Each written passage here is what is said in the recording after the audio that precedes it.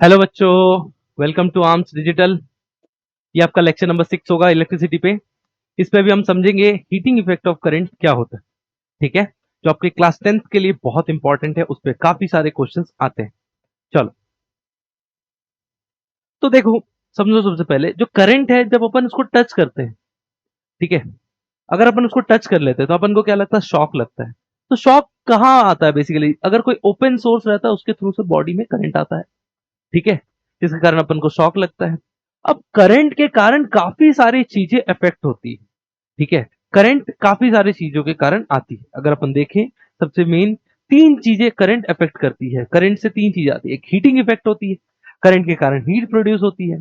दूसरा, करंट के कारण मैग्नेटिक इफेक्ट प्रोड्यूस होती है, जो अपन नेक्स्ट चैप्टर में पढ़ेंगे, ठीक है। और केमिकल इफेक्ट ऑफ करंट, ठीक है। अपन क्या कर सकते हैं?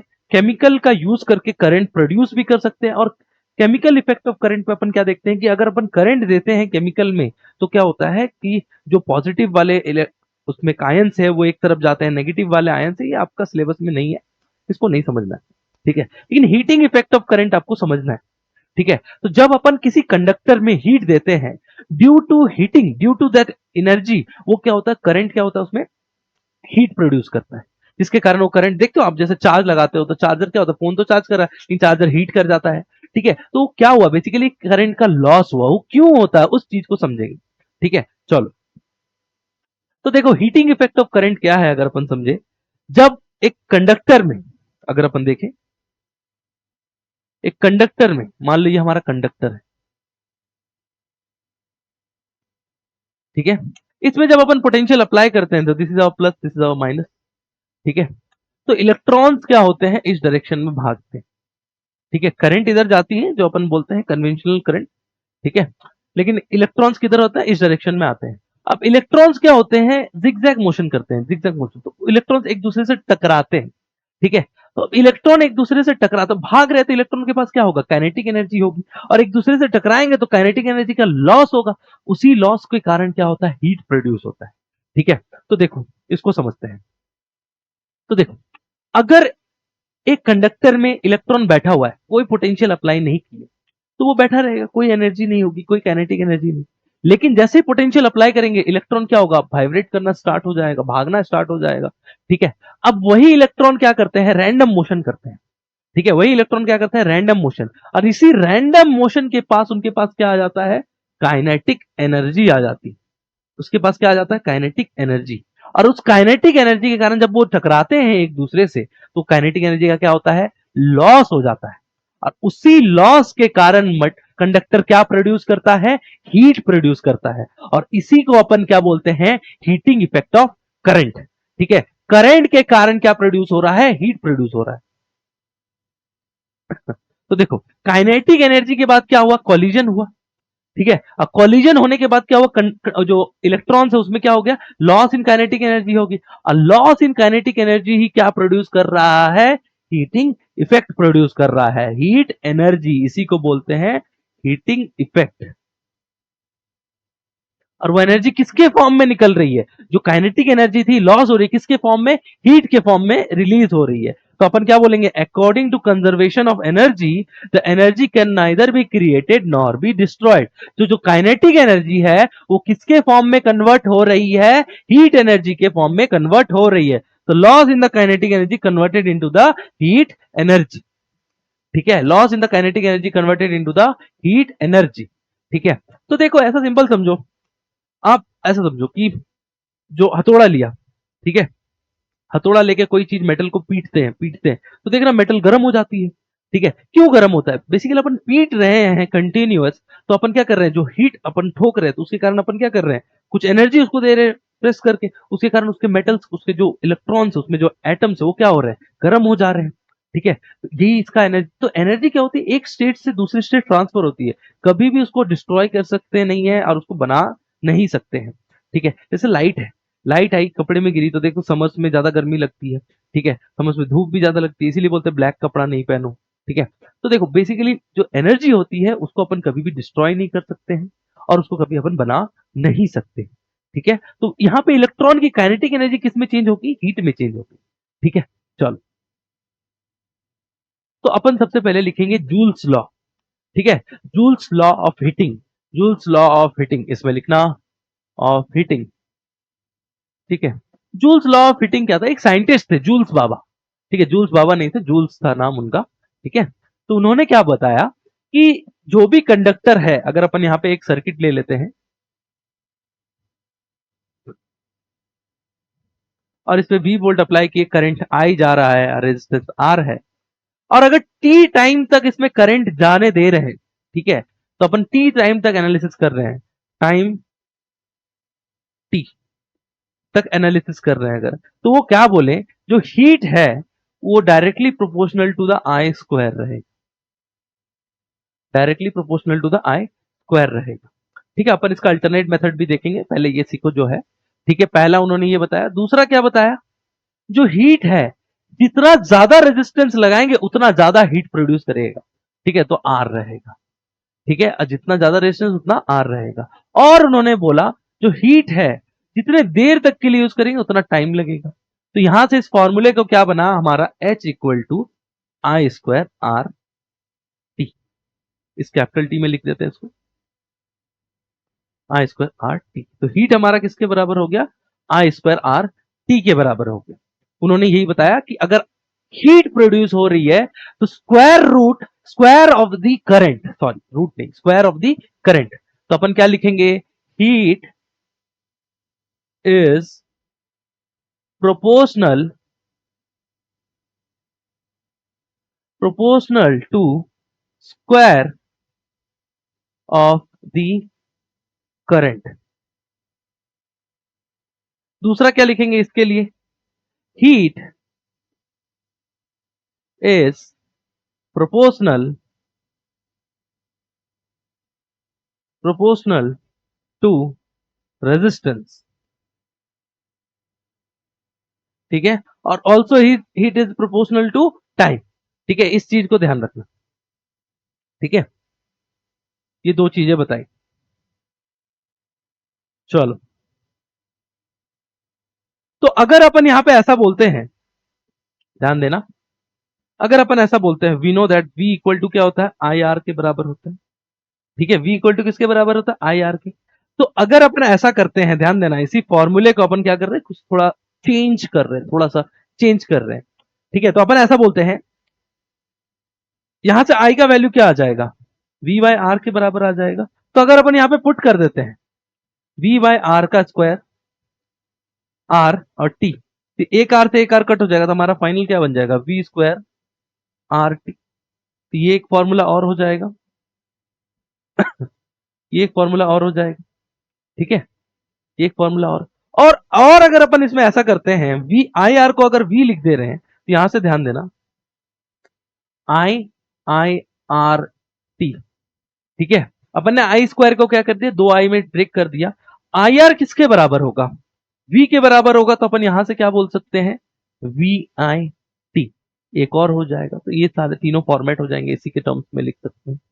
ठीक है, तो देखो ये तीनों फॉर्मूला आपको याद रखना है। अगर आपको करंट दिया हुआ है तो आपको यूज करना है ये फॉर्मूला, और अगर आपको वोल्टेज दिया हुआ है तो ये फॉर्मूला यूज करना है, और करंट और वोल्टेज दोनों दिया है, रजिस्टर के बारे में नहीं बताया तो ये फॉर्मूला यूज करना है। ठीक है, तो इस पे बेस्ड एक क्वेश्चन देखते हैं, आ जाओ। तो बताना है, विच out of this the right answer for joules law. तो देखो, आपने अभी देखा ये हमारा करेक्ट है। ठीक है, और अपने देखा V square T by R, ये भी करेक्ट है और ये भी करेक्ट है। ये हमारा क्या हो जाएगा, रॉन्ग हो जाएगा, तो ये तीनों करेक्ट हो जाएंगे।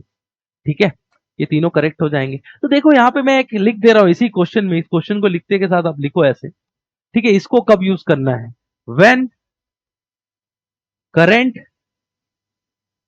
End voltage given. ठीक है, जब करंट और वोल्टेज दिया रहेगा, करंट गिवन है और रेजिस्टेंस गिवन है, तो आपको यू यूज करना है। और अगर वोल्टेज और रेजिस्टेंस गिवन है तो इसको यूज करना है। ये ध्यान में रखो। ठीक है, ये चीजें ध्यान में रखो। ठीक है, ये आपको बहुत काम आएगा। चलो, अपन एक अल्टरनेट मेथड भी देख लेते हैं। चलो, अल्टरनेट मेथड क्या है, अपन लिख लेंगे यहाँ पे अल्टरनेट मेथड। लिखना।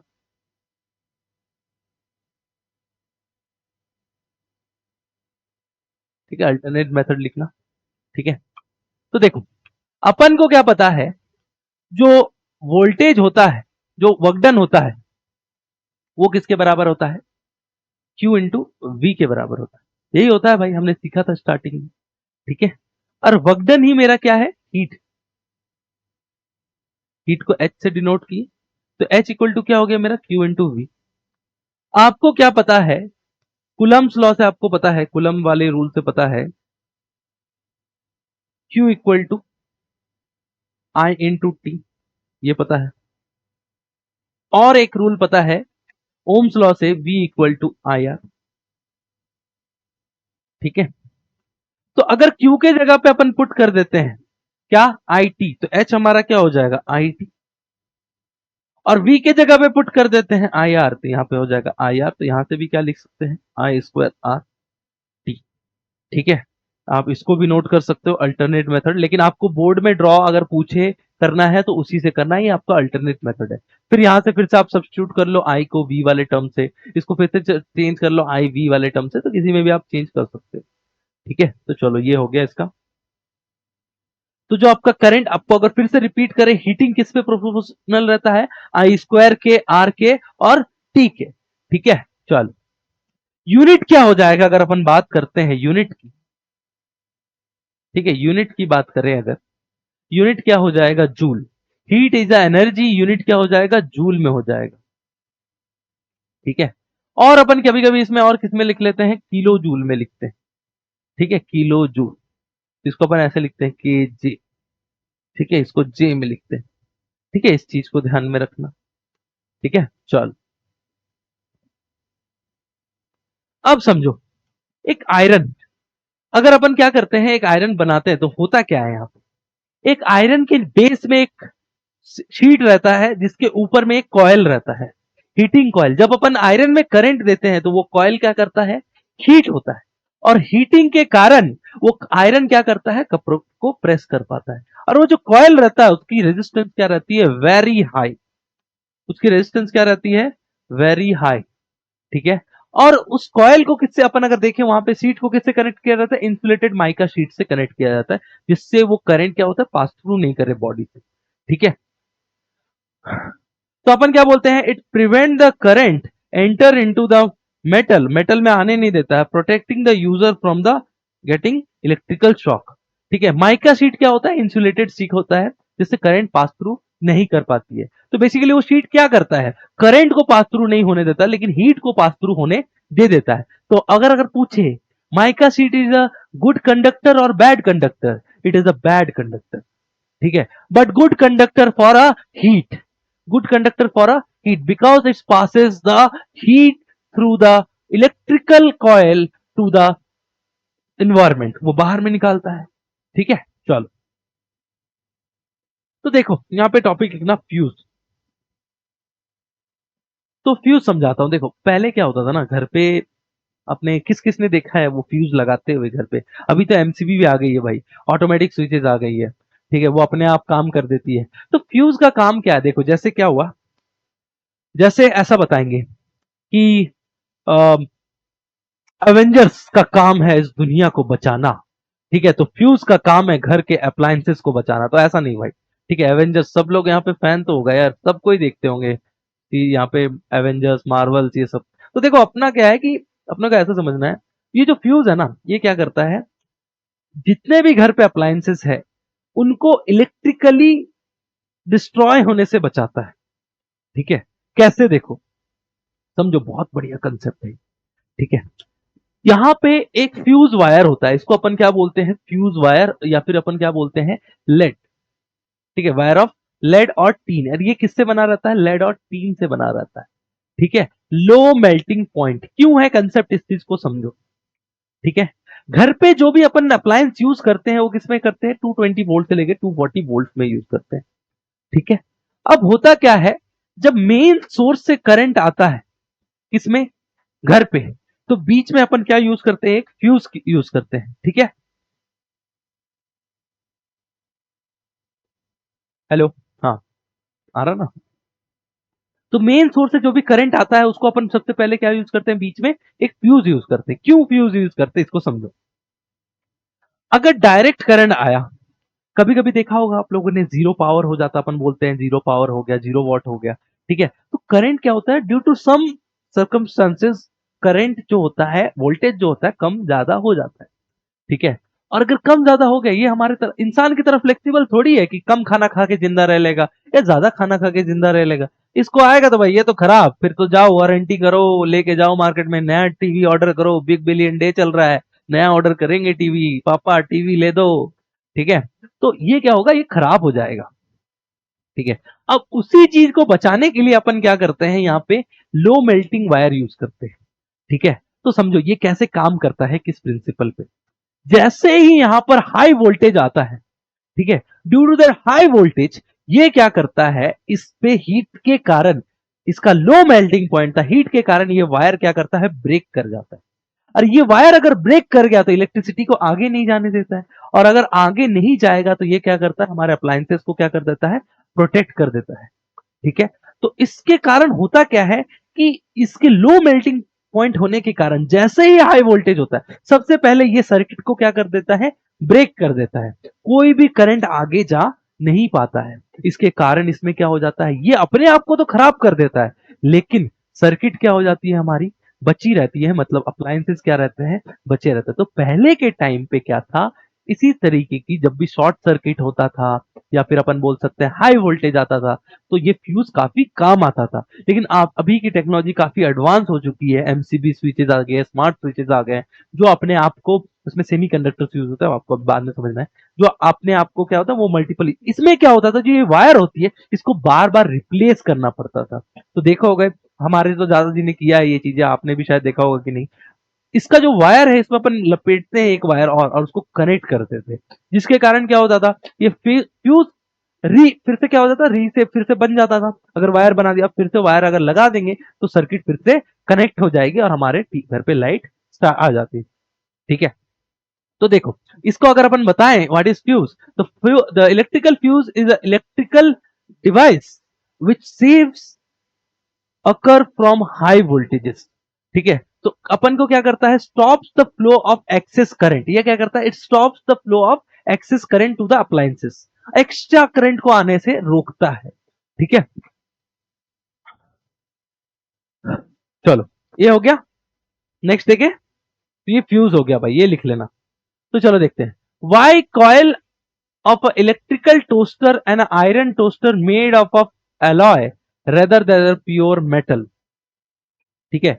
या फिर यहां पे बोल रहा है, nichrome wire is use to make the heating element of an electrical application like iron geyser, give reason. तो दोनों सेम क्वेश्चन है, दोनों का आप रीजन बताता हूं, ध्यान से सुनना। क्यों अलॉय यूज करते हैं, क्योंकि देखो, जो अलॉय होते हैं ना, अलॉय का मेल्टिंग पॉइंट क्या होता है, बहुत हाई रहता है, ठीक है। अलॉय का मेल्टिंग पॉइंट क्या रहता है, बहुत ज्यादा हाई रहता है। तो अपन यहां पे क्या बोलेंगे कि why we use alloys rather than pure metal, because alloy has high melting point, ठीक है। alloy has high melting point, so we can use alloys as a resistance for a iron, ठीक है, for a iron electrical toasters and other electrical appliances, ठीक है। और also alloy, we can adjust the resistance according to mixing. जैसे alloy क्या होता है, basically अपन क्या करते हैं, एक एलिमेंट उठाया, दोनों को डाल दिया, अगर एक नया बना दिया, उसी को अपन क्या बोलते हैं, अलॉय बोलते हैं, ठीक है। मिक्सिंग करते हैं दो एलिमेंट्स का, उसी को क्या कहते हैं, अलॉय। तो अपन क्या कर सकते हैं, दो एलिमेंट्स का मिक्सिंग करके अलॉय जो अपन बना रहे हैं उसकी रेजिस्टिविटी को बढ़ा या घटा सकते हैं, ठीक है। जितना चाहे वैसा कर सकते हैं, क्योंकि अलॉय अपन बना रहे हैं अपने से, ठीक है। तो अपन क्या कर सकते हैं, उसकी रेजिस्टिविटी को अपने अकॉर्डिंग चूज कर सकते हैं, ठीक है। तो अपन यहां पे क्या लिखेंगे, पॉइंट नंबर 1, ठीक है। Why are the coil of electrical toaster and iron made of alloy rather than pure metal, because alloy has high resistance, also has high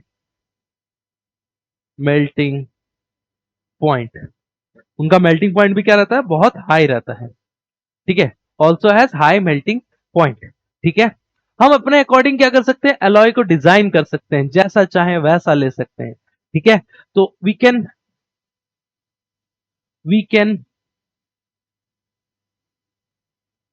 create alloy as per our requirement,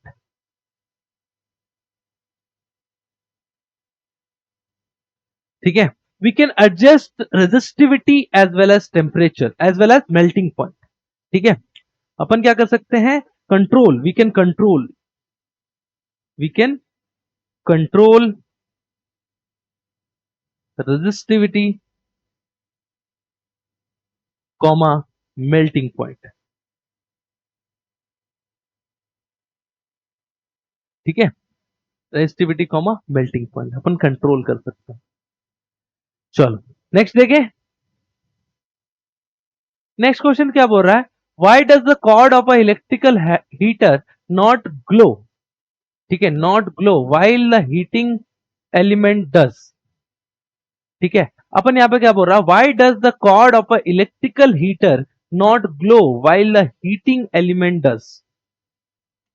जो electrical heater है, जैसे bulb है मान लो, ठीक है, तो ये internal property है, ऐसा कह सकते हो, जैसे बल्ब है, टंगस्टन बल्ब, तो टंगस्टन बल्ब जो होता था हमारा क्या होता है, वो ग्लो करता है, लाइट भी देता है, ठीक है। और यहां पे क्या हो जाता है, हीटिंग इफेक्ट का नॉट, वो ग्लो नहीं करता है, वो हीट प्रोड्यूस ज्यादा करता है, ठीक है। तो देखो जब अपन हीट दे रहे हैं, ठीक है, जब अपन हीट दे रहे हैं मतलब करंट दे रहे हैं, तो करंट क्या कर रहा है, करंट से जो प्रोड्यूस हो रहा है वो हीटिंग एनर्जी, एनर्जी है। तो एनर्जी क्या करेगा, आइदर लाइट एनर्जी में जाएगा, आइदर हीटिंग एनर्जी में जाएगा। जो इलेक्ट्रिकल बल्ब है, इलेक्ट्रिकल हीटर है, वो क्या करता है, लाइट एनर्जी प्रोड्यूस नहीं करता, लेकिन हीटिंग एनर्जी तो प्रोड्यूस कर रहा है। तो अपन क्या बोलेंगे, इलेक्ट्रिकल एनर्जी जो है वो हीटिंग एनर्जी के फॉर्म में जा रहा है, आइदर ग्लोइंग या फिर आइदर लाइट एनर्जी के फॉर्म, आइदर लाइट एनर्जी के फॉर्म में। तो in case of electrical heater, the electrical energy is converted into heating energy, either light energy, ठीक है। तो अपन ऐसा लिखेंगे, because the material of a electrical heater has a intrinsic property to produce heat, ठीक है। तो लिखो यहां पे पहला पहला पॉइंट क्या लिखोगे, तो रेजिस्टेंस क्या रहता है, वेरी हाई, ठीक है, resistance is very high, resistance is very high, ठीक है, of electrical heater, electric heater. तो अपन यहां पे क्या लिखेंगे, पहला point, the electrical energy, the electrical energy converted into heating heating energy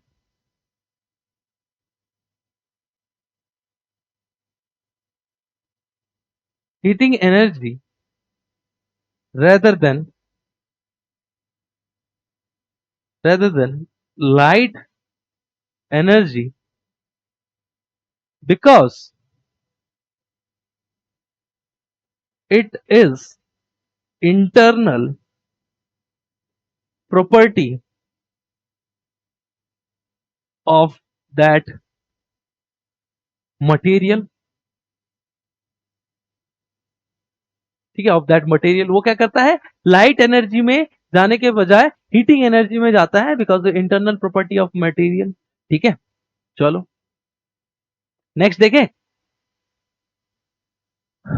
यही है इसका, देखो, heating energy does not alloy has a very high resistance, ठीक है, flow current through the element become very hot and glow, ठीक है। दूसरा क्या बोल सकते हैं, कॉर्ड, तो कॉर्ड के लिए, the cord usually made to a material of like a copper, ठीक है, made of a low resistance, cord का क्या होता है, बहुत लो रेजिस्टेंस होता है, डज नॉट बिकम हॉट, ठीक है, ये हॉट नहीं होता है, और इट डज नॉट ग्लो, ठीक है। चलो अब देखो इस पे बेस्ड कुछ क्वेश्चंस करेंगे। अब देखो पावर भी देख लो इसके साथ साथ, वर्क डन अपन ने हीट देखा, इसको हीट से भी डिनोट कर सकते हैं।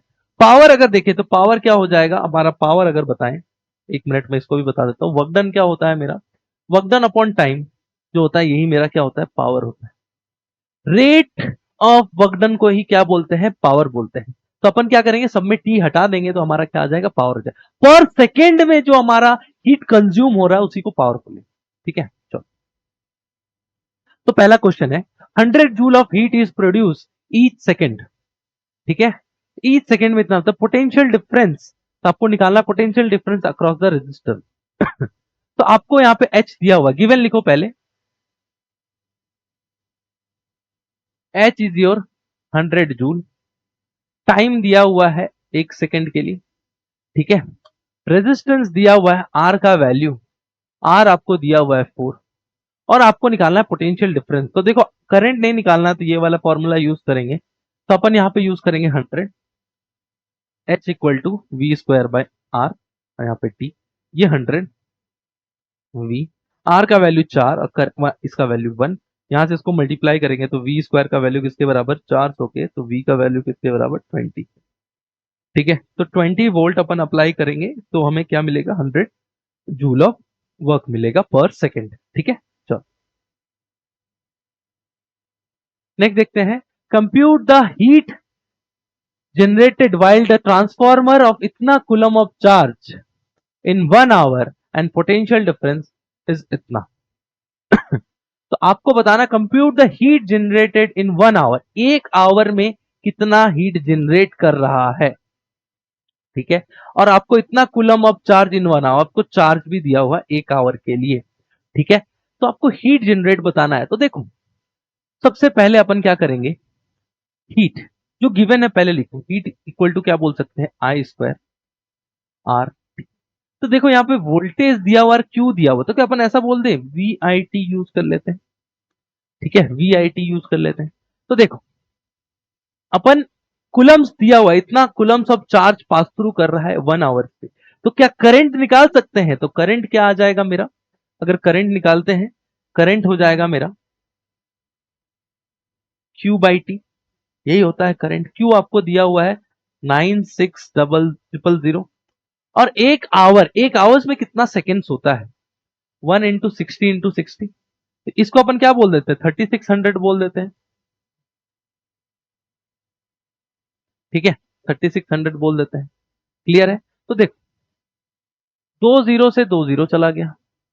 ठीक है, 6 के टेबल में अगर इसको कट करते हो तो 6 के टेबल में कितना आ जाएगा, अगर कट करो 6 के टेबल में आ जाएगा 6, और ये 6 के टेबल में आ जाएगा आपका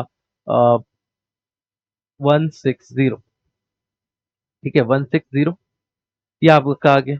और यहां से फिर फर्दर कट करोगे तो क्या आ जाएगा 80, ये नीचे क्या आ जाएगा 3, तो 80/3 आ जा रहा करंट का वैल्यू।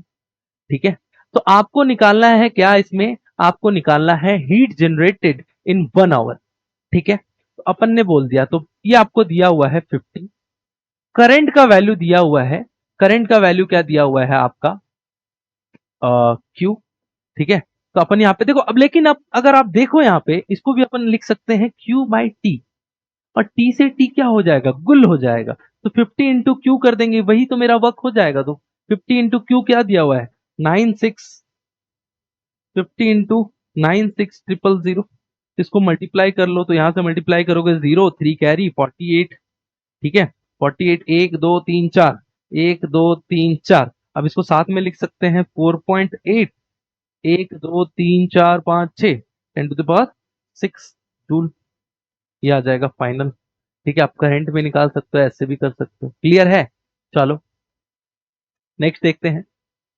नेक्स्ट क्या है, electrical iron of resistance 20 ohm takes a current 5 ampere, calculate the potential difference and heat develop in 30 second.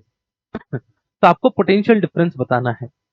ठीक है, तो पोटेंशियल डिफरेंस अपन पहले वाले पार्ट के लिए क्या कर सकते हैं, ए लिख के लिखना, फॉर पोटेंशियल डिफरेंस अपन क्या बोलेंगे, V equal to I R. तो V किसके बराबर हो जाएगा, I आपको गिवन है दैट इज 5, और R आपको गिवन है 20, तो यहां से क्या आ जाएगा 100 वोल्ट। तो आपको पोटेंशियल डिफरेंस पता चल गया। तो हीट डेवलप निकालना है, तो हीट डेवलप क्या हो जाएगा, हीट डेवलप्ड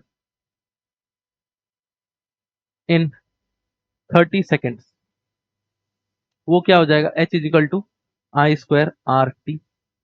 आई आपको दिया हुआ है 5 तो 25, आर का वैल्यू दिया हुआ है 20 और टी का वैल्यू 30। आप मल्टीप्लाई कर लो, यहां से वैल्यू आ जाएगा 50 और यहां से कितना आ जाएगा 60। चलो तो 50 इंटू 300, आप इनको मल्टीप्लाई कर लो 15, ठीक है 000, तो यहां से क्या लिख सकते हैं 15 किलो जूल, ये तो जूल था आपका, ठीक है 15 किलो जूल आप यहाँ पे मल्टीप्लाई करके लिखती है, ठीक है। तो आप ऐसे लिख सकते हो इसको, और लास्ट में हमेशा आंसर्स को ना ब्रैकेट किया करो, हमेशा आंसर्स को ब्रैकेट किया करो, एच लिख के ब्रैकेट, ठीक है। ब्रैकेट करोगे तो आपको मार्क्स फुल मिलेंगे और जो भी टीचर चेक कर रहा है उसको इजीली दिख जाएगा, ठीक है। चलो यहाँ पे एक और क्वेश्चन देखते हैं, क्वेश्चन क्या बोल रहा है, an electrical iron consume energy at a rate 680 watt, ठीक है, आपको वॉट में दिया हुआ है, मतलब पर सेकेंड कितना जूल कंज्यूम कर रहा है 680, ठीक है। When heating is an maximum rate, ठीक है, और सिक्स, अब उसके बाद क्या बोल रहा है 360 when the heating is a minimum rate, the voltage is इतना, the current in each case, तो दोनों केस में आपको करंट बताना है, ठीक है। तो दोनों केस में आपको करंट बताना है, तो आपको पता है अभी, ठीक है, तो दोनों केस में करंट बताना, चलो करंट देखते हैं, इसी पे ही कर देते हैं। चलो पहले केस के लिए करंट मैक्सिमम, ठीक है, करंट मैक्सिमम अपन कैसे निकाल सकते हैं, अपन को पता है पावर इक्वल टू क्या होता है V इंटू आई, ठीक है। तो पावर क्या दिया हुआ है आपको यहाँ पे 840, V का वैल्यू कितना दिया हुआ है, V is our constant, current change कर रहा था, ठीक है। तो V अपना कितना दिया हुआ है आपका 220, आई मैक्सिमम निकालना है, तो यहां से आई मैक्स क्या हो जाएगा मेरा 840 बाई 220, जीरो से जीरो चला गया, टू के टेबल में क्या आ गया मेरा 42 बाई 11। इसको आप डिवाइड दे दो, इसको आप डिवाइड दोगे तो अप्रोक्स आपका आ जाएगा 3.8 के आसपास आ जाएगा अप्रोक्स वैल्यू, ठीक है। ये आपका आ जाएगा एम्पियर्स में, ठीक है, ये आपका कितना आ जाएगा एम्पियर्स में। सिमिलरली अगर आप मिनिमम करंट निकालोगे आई मिनिमम, वो क्या आ जाएगा पावर मिनिमम, तो पावर मिनिमम मेरा क्या है 360 अपॉन 220, यहां से कट हो गया जीरो से जीरो, अब टू के टेबल में 12 के टू के टेबल में कट कर लो तो टू के टेबल में कितना आ जाएगा यहाँ पे 18, यहाँ पे कितना आ जाएगा 11, 18/11 आ जा रहा है। आप इसको डिवाइड देके देख लो, इसको डायरेक्ट लिख सकते हैं एम्पियर में भी, तो ये आ जाएगा आपका एम्पियर। तो करंट मिनिमम ये आ गया और करंट मैक्सिमम ये आ गया दोनों केसेस के लिए, ये मेरा केस 1 हो जाएगा, ये मेरा केस 2 हो जाएगा, ठीक है। चलो अब वही क्वेश्चन है, नेक्स्ट क्वेश्चन देखो, अ बल्ब इज रेटेड, अब बल्ब रेटेड, देखो जब भी रेटेड बोल रहा ना तो ऐसा समझो कि देखो आप कोई भी घर पे खरीदते हो, जैसे आप चार्जर ही ले लो, तो आप देखो अगर किसी के पास अभी आपके पास चार्जर है तो जाओ चार्जर निकाल के देख के आओ सबसे पहले, तो देखो चार्जर में लिखा होगा उसका रेटिंग, ठीक है, उसका रेटिंग लिखा रहता है, क्या रहता है रेटिंग, तो देखो ये वोल्टेज लिखा रहता है, उसके बगल में करंट लिखा रहता है, ठीक है। इसका मतलब इतने वोल्टेज और इतने करंट पे वो ऑपरेट होता है, और इन दोनों को मल्टीप्लाई करेंगे तो क्या निकलेगा मेरा पावर आउटपुट निकलेगा, ठीक है। तो देखो ये बल्ब में जनरली लिखा रहता है, तो आपको दिया हुआ रेटेड, तो वोल्टेज रेटिंग कितना दिया हुआ है 220 वोल्ट दिया हुआ है, ठीक है, और कितना दिया हुआ है 100 वॉट दिया हुआ है। तो operates, when it's operates the power consumed will be, तो अब बोल रहा है जब इसी बल्ब को कहां ऑपरेट कर रहे हैं 110 पे ऑपरेट कर रहे हैं तो पावर कंज्यूम, तो देखो अगर आपको यहाँ पे रेटेड दिया हुआ है तो अपन जो बल्ब है अपन सेम ही बल्ब को लेके जा रहे हैं, अगर सेम ही बल्ब को लेके जाएंगे तो रेजिस्टेंस क्या होगा चेंज कदे भी नहीं होगा, ठीक है। तो अगर अपन रेजिस्टेंस निकालते हैं तो रेजिस्टेंस अपन कैसे निकाल सकते हैं, ध्यान देना, पावर इक्वल टू क्या होता है वी स्क्वायर बटा आर, क्योंकि यहाँ पे वी गिवन है, तो पावर कितना दिया हुआ 100, ठीक है, वी कितना दिया हुआ 220 का स्क्वायर, और आर निकालना है, तो आर मेरा क्या आ जाएगा मेरा 220 का स्क्वायर बटा 100, यही मेरा आर आ जाएगा। अब जब इसी को अपन किस में ऑपरेट करते हैं, when it's operate at 110 volt, 110 volt, तो उसका पावर कंज्यूम्ड क्या हो जाएगा, पावर क्या हो जाएगा मेरा वी स्क्वायर बटा आर, 110 दिया हुआ है तो 110 का स्क्वायर, और आर की वैल्यू ऑलरेडी आई हुई है। आर की वैल्यू कितनी आई हुई है? एक 220 बाय इसका स्क्वायर था, और आर ये नीचे था तो ये ऊपर चला जाएगा। ठीक है, तो ध्यान से देखना, इसको सॉल्व करते हैं। 1010 इंटू 1010 डिवाइडेड बाय 220 इंटू 220 और ऊपर में 100। तो इसको कट करेंगे तो ये 2 आ जाएगा, इसको कट करेंगे 2 आ जाएगा, 2 2 4, 4 से इसको कट करेंगे तो क्या आ जाएगा 25। हमारा क्या आ जाएगा 25 आ जाएगा। ठीक है, हमारा पावर आउटपुट क्या आ जाएगा 24 वॉट। ठीक है, तो अपन एक स्टेटमेंट भी लिख सकते हैं लास्ट में, चलो लिखो। When the bulb is operate at a voltage 110 volt we get the power output is 25 watt. ठीक है, we get the power output is 25 watt. Same ही क्वेश्चन है वैसा ही, यहां पे आपको करंट दिया हुआ है। ठीक है, तो बल्ब क्या दिया हुआ है, the bulb is connected to 20 volt. ठीक है, द करंट इज इतना, व्हाट इज द पावर। तो आपको वैसा ही क्वेश्चन, ये ट्राई करो भाई खुद से, ये खुद से ट्राई करो भाई, करो, हो जाएगा। आप लोग सब लोग बहुत इंटेलिजेंट है। ठीक है, चलो। ठीक है, अब उसके बाद क्या बोल रहा है, an electrical heater of resistance 8 ohm drawn 15 ampere from the service main for a 2 hour, calculate the rate of heat developed in the heater.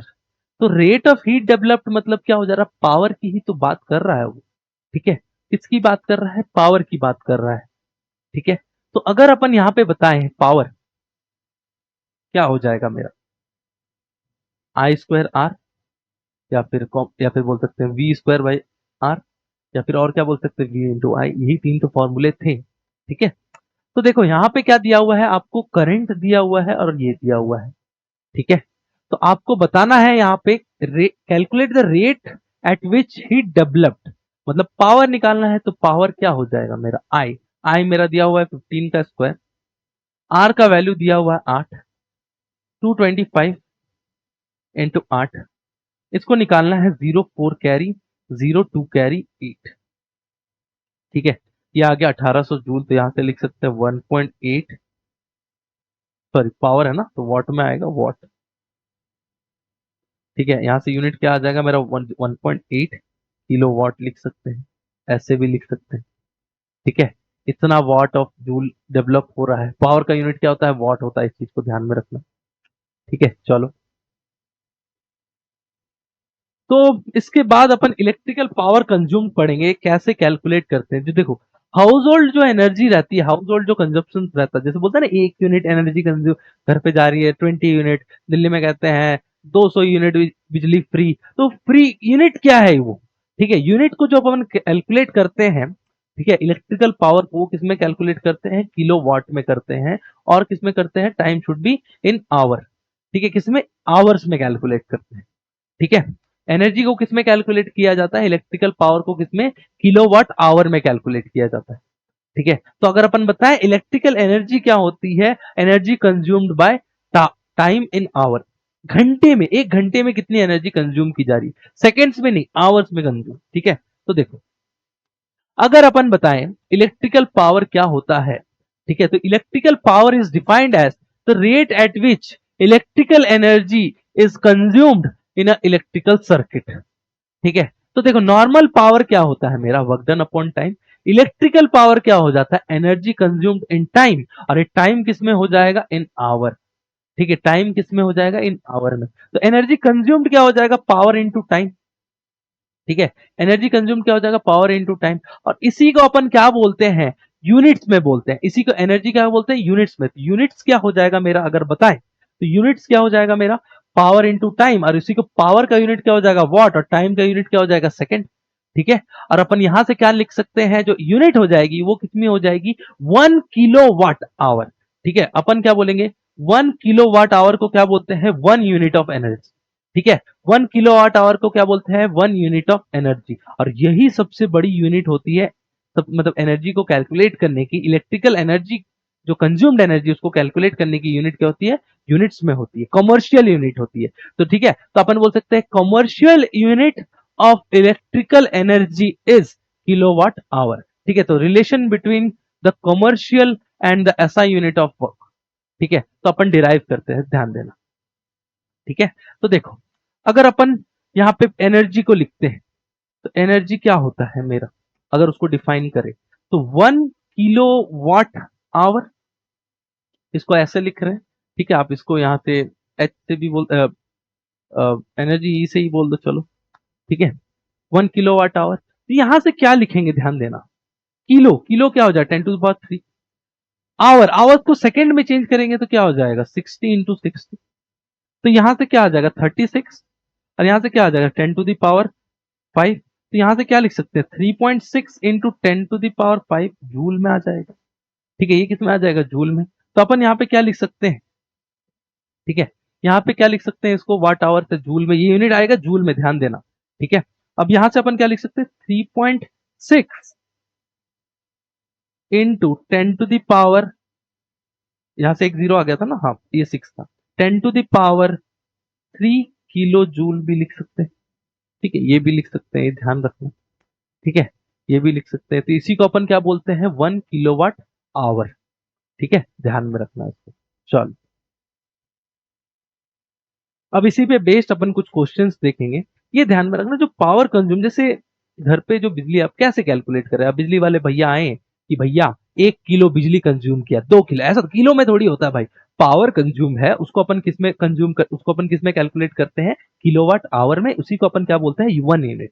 1 घंटे में जितना किलोवाट एनर्जी कंज्यूम होता है उसी को क्या बोलते हैं 1 यूनिट। ठीक है, ठीक है, जो फैंस होते हैं ये रोटेट चल रहे हैं, लाइट जल रही है, तो जो भी एनर्जी कंज्यूम, तो वो भैया आके क्या बोलेंगे, भैया आपके घर पे 10 यूनिट बिजली कंज्यूम हुई है, उसका पैसा हमें दे दो। ठीक है, तो उसका ऐसे यूनिट मेजर किया जाता है। ऐसे थोड़ी बोल सकता है कि भाई 10 मीटर बिजली कंज्यूम हुई, 5 मीटर बिजली कंज्यूम, मीटर्स में नहीं, कोई उसका यूनिट क्या होता है किलोवाट आवर में, और उसी को क्या बोलते हैं 1 यूनिट बोलते हैं। ठीक है, चलो